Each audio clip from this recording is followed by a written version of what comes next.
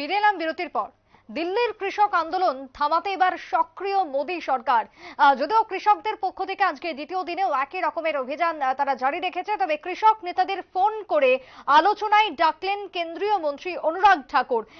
আন্দোলনকারীদের ধৈর্য রাখা উচিত বললেন অনুরাগ। তবে এই সম্পর্কে আরেকটু বিস্তারিত কথা বলবো, আমাদের রাজনৈতিক বিশ্লেষক অশোক দাস জুড়ে গেছেন টেলিফোন লাইনে। অশোক বাবু, দিল্লিতে কৃষক আন্দোলন, সেই কৃষক আন্দোলন থামানোর জন্য এবং মোদী সরকার এবার উদ্যোগ নিয়েছে, অনুরাগ ঠাকুরের ধৈর্য রাখার বার্তা কি মনে করছেন? নমস্কার, আপনাকে নমস্কার, আপনাদের সকলকে এবং যারা দেখছেন শুনছেন সকলকে নমস্কার জানাচ্ছি। এই কৃষক আন্দোলন নিয়ে আগেও বহু সমস্যার সৃষ্টি হয়েছিল, আবার নতুন করে এটা তৈরি হয়েছে। এটা সরকারকে ধৈর্যের সঙ্গে তারা এটা দেখছেন এবং এটা সমাধান করার চেষ্টা করছেন। দেখুন, কৃষকদের যে দাবিগুলো আছে তার মধ্যে 13টা দাবির মধ্যে সরকার কিন্তু 10টা দাবি মেনে নিয়েছেন, এরকমই একটা শোনা যাচ্ছে।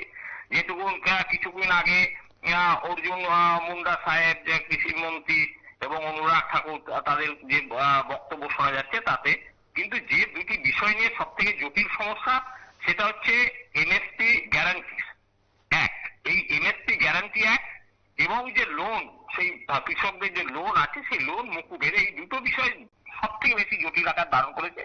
সেইটা নিয়েই এই হরিয়ানা এবং দিল্লির বর্ডারে কৃষকরা বসে আছেন। তারা মানে বহু সংখ্যক মানুষ সেখানে বসে আছেন, ট্রাক্টর নিয়ে বসে আছেন। এটা জনজীবন বিপর্যস্ত হয়ে যাবে দিল্লি এইসব যদি ঢুকে যায়। সেই জন্য সরকার চেষ্টা চালাচ্ছে এদের সঙ্গে কথাবার্তা বলে একটা যাতে একটা সমাধান সূত্র বেরোয়। অশোক বাবু, কৃষকদের কথা যদি বলি, তারা তো এক প্রকার অনড় রয়েছে যে তারা সহজে নড়বে না, স্পষ্টতই জানিয়ে দিচ্ছে। সেই জায়গাতে কি মনে হয়, আদৌ কি বরফ গলবে?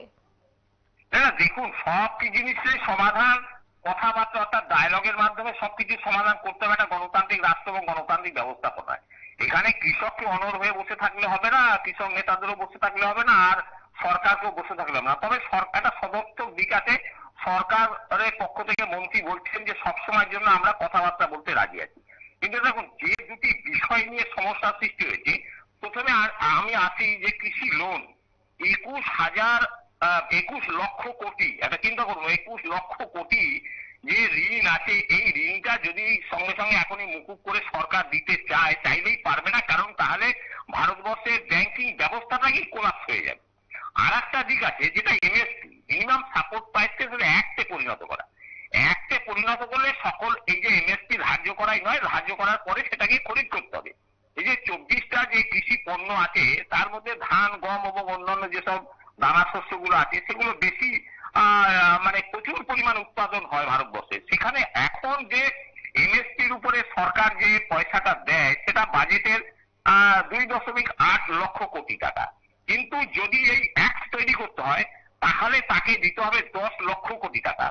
আর তার সঙ্গে সঙ্গে এই যে সরকার যেটা কৃষকদের কিছু অনুদান দিচ্ছেন প্রতি 3 মাস অন্তর অন্তর, সেটা এবং সারে ভর্তুকি দিচ্ছেন, এসব যদি হিসাব করা হয় তাহলে প্রায় 40 লক্ষ কোটি টাকা এক বছরে সরকারের খরচ হতে হবে।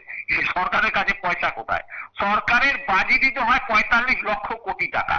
এটাও সরকারকে ভাবতে হচ্ছে, যার জন্য কৃষকরা চাইলেই তারা পাচ্ছে না। কিন্তু আরেকটা দিক আছে, কৃষকও তো সারা দিন খেয়ে মানে পরিশ্রম করার পর তার যদি তার সংসার না চলে, যদি খেতে না পায়, তার পরিবার যদি খেতে না পায়, সেটারও একটা সমাধান সূত্র সরকারকে বার করতে হবে। এই জন্যই দুজনেরই ডায়লগের মাধ্যমে, আলোচনার মাধ্যমে এটা একটা জায়গা পৌঁছানো দরকার। কিন্তু সমস্যা হচ্ছে অন্য জায়গায়।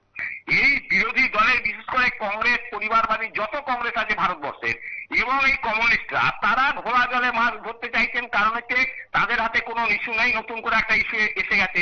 আর কৃষক নেতাদের মধ্যে কিছু কিছু এরকম এজেন্ট আছে, তারা এই দলগুলোর হয়ে কাজ করছে।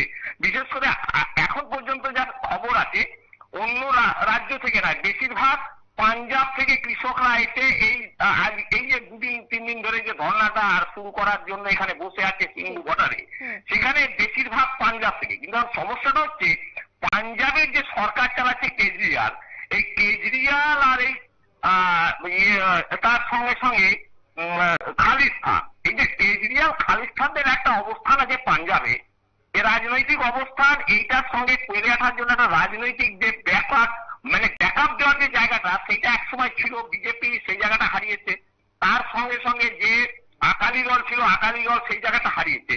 সেই জন্য সরকারকে শুধু এই জিনিসটা চিন্তা করলেই হবে